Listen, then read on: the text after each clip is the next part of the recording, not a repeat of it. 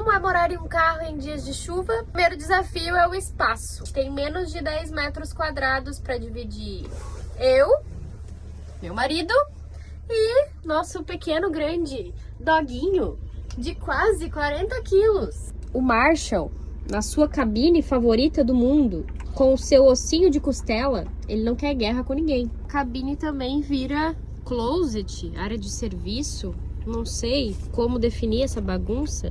Outra coisa que vocês devem ter reparado é que o carro está ligado. Então, o carro ligado para carregar as baterias, né, Marshall? Sem sol, não temos energia. Neste momento, com o carro ligado, estamos em 100%, carregando.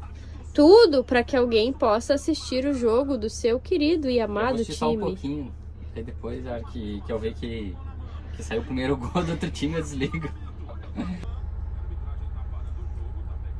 Apesar de parecer um pouco sufocante e apertado, essa casinha ficou bem funcional e tem tudo que a gente precisa. A gente tem banheiro, então dá para fazer nossas necessidades, tomar banho. Temos cozinha, então também dá para cozinhar. Fazer aquele mate cevado. Esse matezinho aqui, nós vamos até Ushuaia, o fim do mundo, com chuva ou sem chuva.